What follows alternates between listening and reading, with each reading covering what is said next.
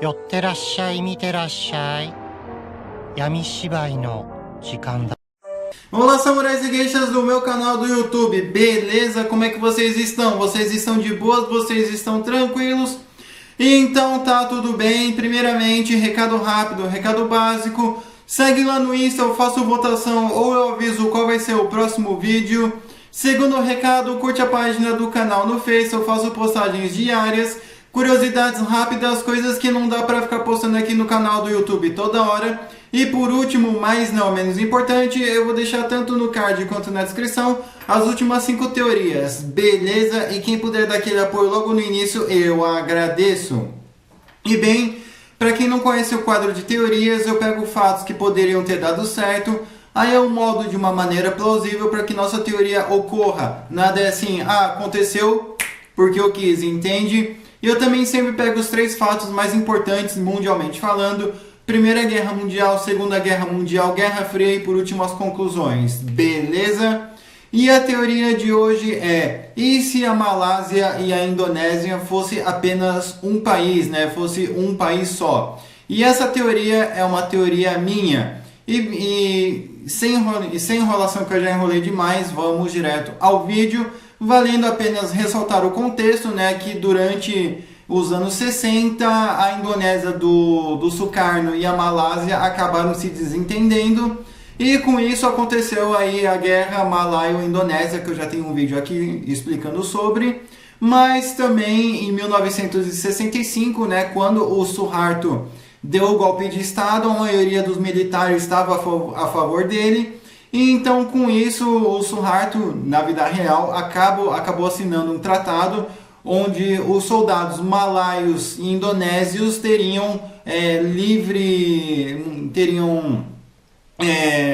passagem livre entre um país e outro, né, para perseguir aí os comunistas. Então, comunista indonésio que fugia para a Malásia e se sentia protegido não estava mais, porque os soldados indonésios poderiam cruzar a fronteira aí para perseguir eles. Então isso aconteceu, mas foi só durante, né, os anos de 1965. Depois disso, cada um para o seu lado e voltou aí a algumas desavenças. Mas como é que seria se a Indonésia e a Malásia, em vez de terem feito só esse tratado, tivessem literalmente se unificado? E é isso que nós vamos ver na teoria de hoje. Então tá, vamos voltar um pouquinho no tempo, né? Em 1964, o Suharto ele já começa a fazer alguns acordos aí com os sultãos da Malásia, né? Principalmente da região de Sarawak, Sabah e enfim, e até mesmo dentro da própria Malásia, justamente para ajudar ele a fortalecer, porque ele poderia aí meio que acabar com a guerra e acabar aí com as guerrilhas comunistas que atrapalham os malaios, o povo de Sarawak, enfim. Então com isso, vai indo. Em 1965 acaba tendo o golpe de Estado, mas dessa vez os militares vão ficar divididos. Metade vai para o lado do Suharto e a outra metade começa a ficar com o Sukarno, achando que o Suharto seria um capacho do Ocidente, seria alguém facilmente manipulável. Então meio que o exército aí indonésio acaba ficando dividido e acaba tendo essa micro guerra civil. E com isso a Malásia acaba ajudando o Suharto, e com isso eles também vão negociando aí a unificação da Malásia com a Indonésia. Então isso poderia até mesmo entrar para a Federação Malaia, mas eu acredito que eles adotariam aí uma espécie de nome neutro, uma vez que o Suharto não iria querer ficar submetido à ordem dos sultões, e os sultões não iriam querer ir para uma república, ser subordinado do Suharto. Então meio que ia virar uma federação com 2 zonas autônomas e basicamente cada um ia controlar o seu lado, mas isso obviamente não iria acontecer da noite para o dia. E isso provavelmente as negociações iriam correr até 1967 e a unificação aconteceria de fato assinado aí num documento em 1968. E a partir desse momento os comunistas vão sendo perseguidos tanto na Malásia quanto na Indonésia. as guerrilhas marítimas do sultanato de Sulu, os piratas. Provavelmente os piratas comunistas filipinos provavelmente também iriam de base, o tráfico iria diminuir consideravelmente, né, uma vez que os militares iam estar a todo vapor, iam ter literalmente uma vasta quantidade de território livre. E quem iria gostar disso? A Austrália, os Estados Unidos, a Coreia do Sul, o Vietnã do Sul, o Camboja, a Tailândia. E o porquê? Porque seria um bloco gigantesco anticomunista. Então, meio que isso fortaleceria muito as relações com esses países, principalmente aí em relação à Guerra Fria. Já quem não iria gostar muito seriam os chineses, os norte-coreanos, a União Soviética e os comunistas filipinos. Mas o porquê que, em destaque aqui, os chineses não iriam curtir muito? Porque os chineses na Malásia, incluindo Singapura, eles eram a minoria, apesar que nesse momento Singapura já está independente, então já vamos tirar Singapura daí. Mas mesmo assim, eles ainda eram uma minoria na Malásia e de certa forma eles eram extremamente oprimidos.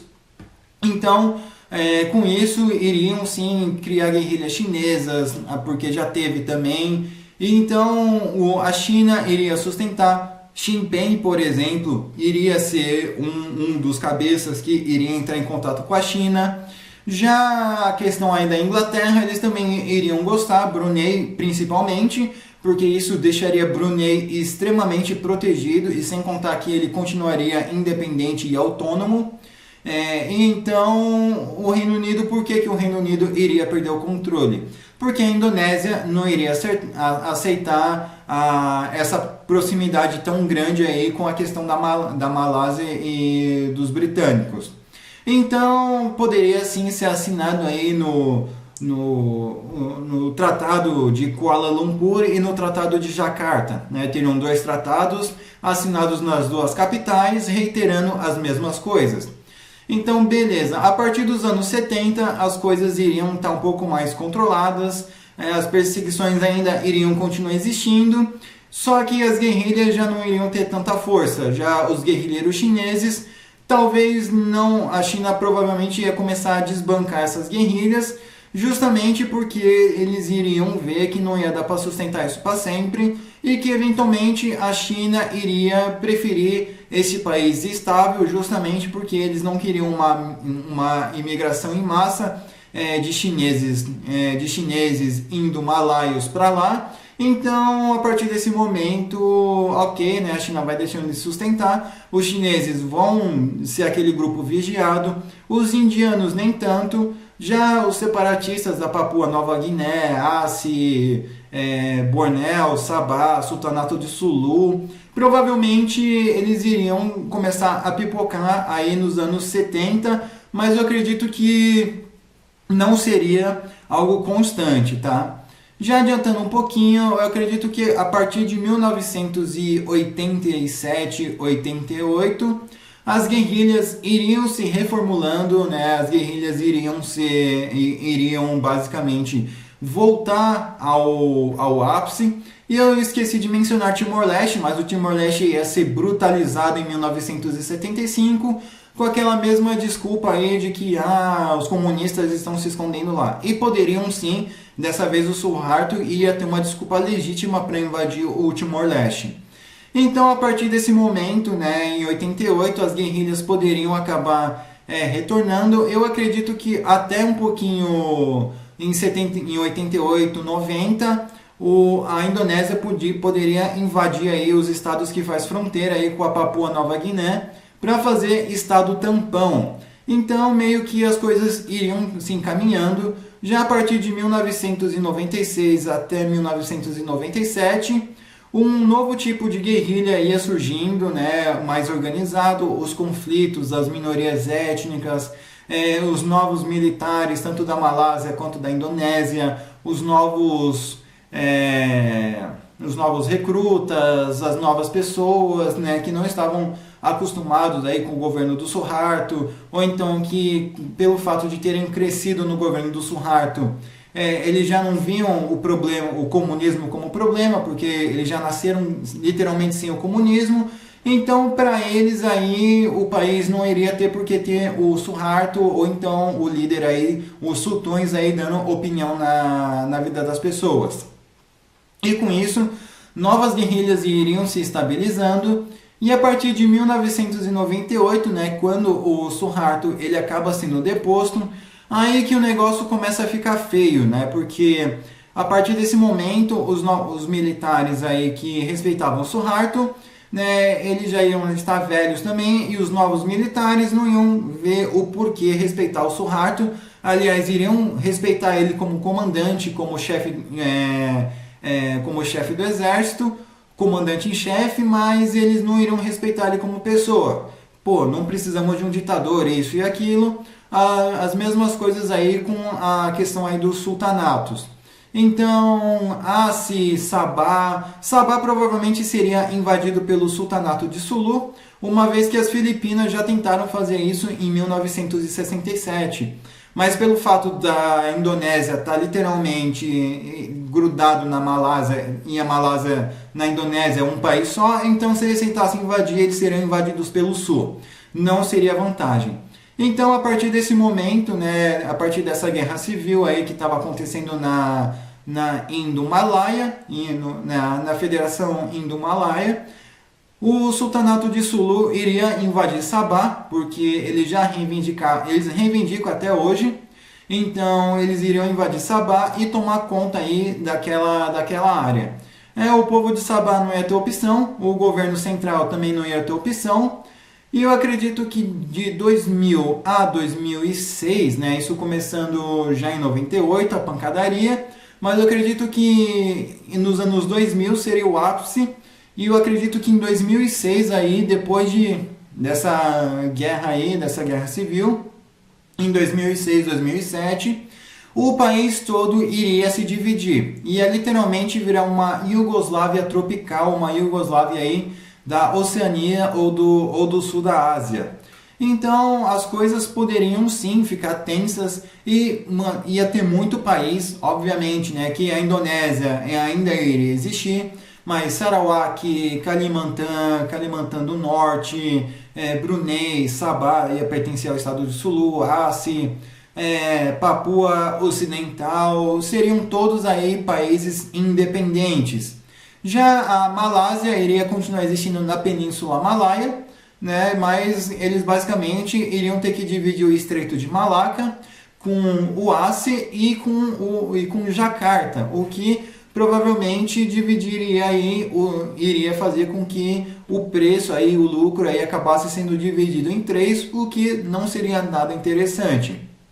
Eu acredito que eventualmente, talvez em 2010, a Indonésia poderia recuperar um pouco aí do pedaço do Aceh, mas eu não acho que seria tão efetivo assim devido aos gastos aí que eles tiveram aí com a guerra civil.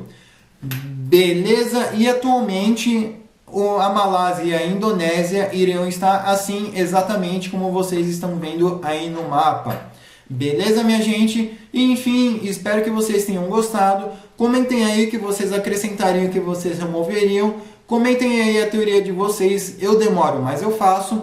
E eu nem preciso mencionar, né, que durante a Guerra Fria, os Estados Unidos e o Ocidente, de um modo geral, estariam apoiando aí os governos nacionalistas, e durante a Guerra Civil, a China iria apoiar o suficiente, né, só para dar aquela desestabilizada, mas para não ficar tão instável assim, pois a China detesta governos instáveis aí, principalmente em questões aí que envolvem aí disputas jurídicas marítimas, beleza?